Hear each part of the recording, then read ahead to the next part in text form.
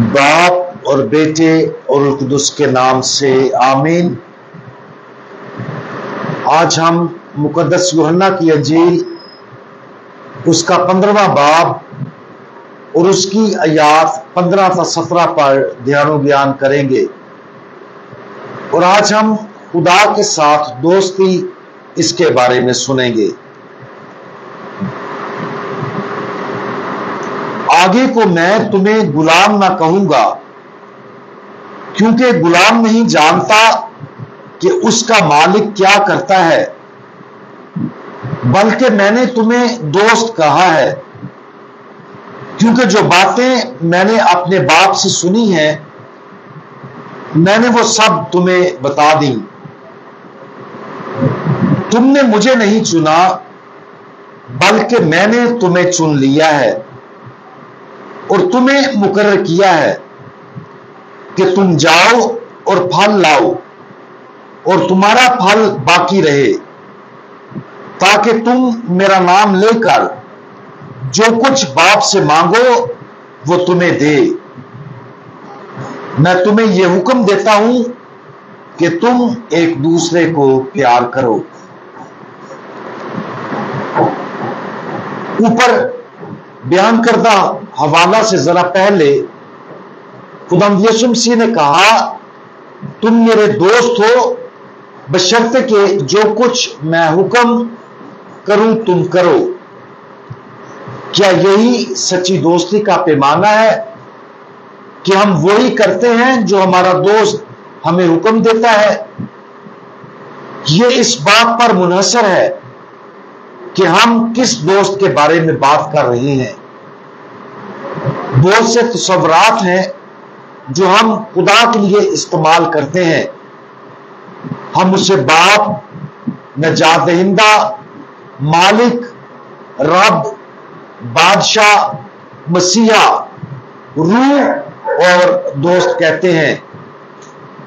جب خدا کے متعلق ہمارے الہی دوست کے طور پر آتی ہے تو اس دوستی کی نوعیت کو ٹھیک سے سمجھنا ضروری ہے۔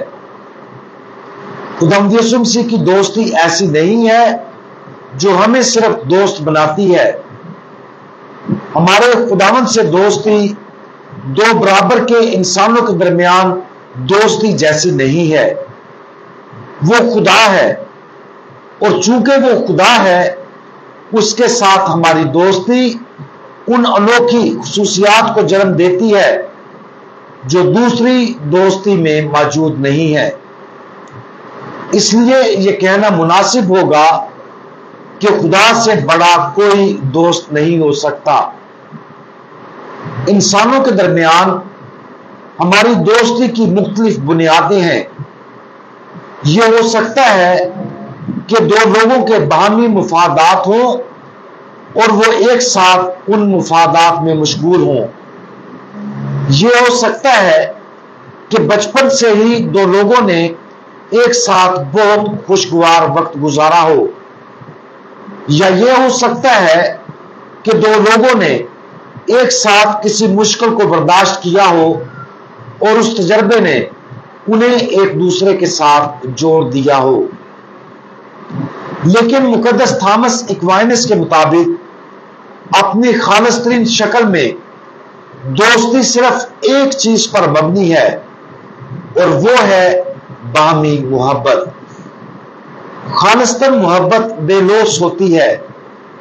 یہ دوسرے کے ساتھ تعلق رکھنے کا ایک ایسا طریقہ ہے جس میں ایک شخص کی واحد توجہ دوسرے کی بھلائی ہے۔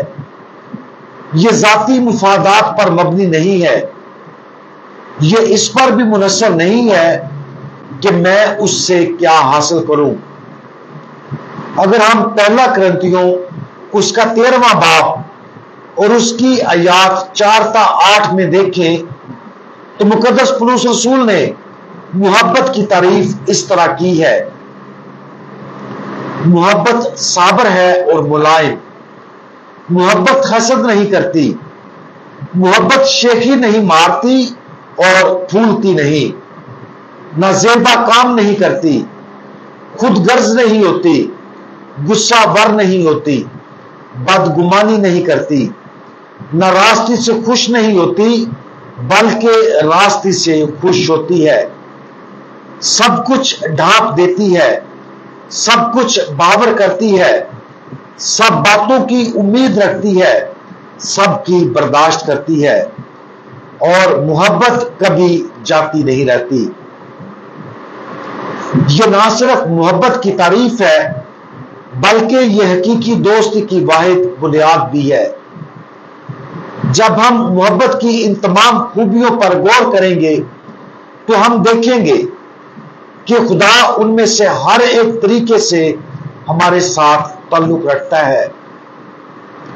اس وجہ سے خدا ہمیں بہترین دوستی پیش کرتا ہے، چاہے ہم ان صفات کا بدلہ خدا کے ساتھ پیش کریں یا نہ کریں۔ ہم اس دوستی کے بندھن کی گہرائی کا تعین کریں گے جو ہم اس کے ساتھ قائم کرتے ہیں۔ لیکن کچھ اور بھی ہے، جب ہم خدا سے محبت کرتے ہیں تو ہمیں اس سے اس طریقے سے پیار کرنا چاہیے جو مناسب اور یہ جانتے ہوئے کہ وہ خدا ہے۔ مثال کے طور پر اگر ہم خدا کے ساتھ محبت کرتے ہیں تو ہم صرف خدا کی مرضی کو پورا کرنے کی کوشش کرتے ہیں اور اس سچائی کو جان کر خوش ہوتے ہیں کہ وہ کون ہے۔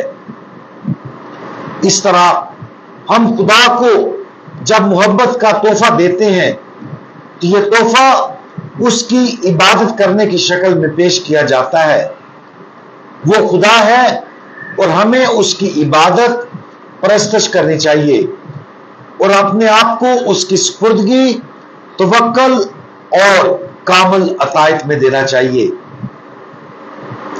خدا کو دی گئی محبت کی اس قسم سے پہچاننے والی ایک خوبصورت اور تسلی بخش چیز یہ ہے کہ اس کے ذریعے خدا کے ساتھ حقیقی دوستی بھی قائم ہوتی ہے۔ جب ہم خدا کی عبادت کرتے ہیں تو ہم بدلے میں خدا کی زندگی حاصل کرنے کی پوزیشن میں ہوتے ہیں، اور جب ہم اپنا آپ خدا کو دیتے ہیں تو ایک مقدس دوستی کا رشتہ قائم ہو جائے گا جو ہمیں بدل دے گا، ہمیں اس کے ساتھ جوڑ دے گا اور ہمیں کاملیت تک پہنچا دے گا۔ خدا کے ساتھ دوستی ہمیں اس کے ساتھ ایک بناتی ہے اور ہمیں ہر وہ چیز حاصل کرنے کے لیے کھول دیتی ہے جو وہ ہمارے ساتھ بانٹتا ہے، یعنی اس کی ذات۔ آج اس دعوت پر غور کریں جو خداوند یسوع مسیح نے ہمیں اپنے ساتھ سچی دوستی کرنے کی پیشکش کی ہے۔ اس کا مطلب یہ ہے کہ خدا ہماری زندگی کا مرکز بن جاتا ہے۔ اس کا مطلب یہ ہے کہ ہم اپنے آپ کو بے لوث اور بغیر ریزرو کیے ہوئے اس کو دینے کی کوشش کرتے ہیں جو ہماری تمام محبتوں کا مستحق ہے۔ اس کا مطلب ہے کہ ہم عبادت اور انتہا کی اطاعت کا چناؤ کرتے ہیں۔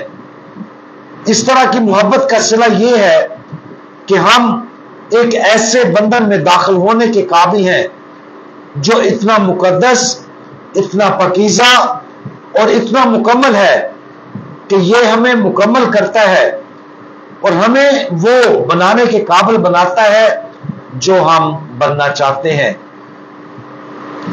ہمارے خدا اور سچے دوست، آپ ہمیں زندگی میں سب کچھ عطا کرتے ہیں۔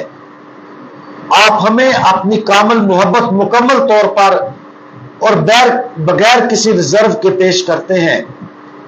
ہم دعا مانگتے ہیں کہ ہمیں اس قابل بنائیں کہ ہم اپنا سب کچھ آپ کو پیش کر کے آپ کے ساتھ حقیقی محبت کریں جس کے آپ مستحق ہیں۔ ہم آپ کو اپنی محبت، عبادت اور فرمانبرداری پیش کرتے ہیں۔ پیارے خداوند، یہ باہمی محبت ہمارے درمیان ایک ایسا بندھن بنائے جو کبھی ختم نہ ہو۔ خداوند یسوع مسیح، ہمارا بھروسہ آپ پر ہے۔ آمین۔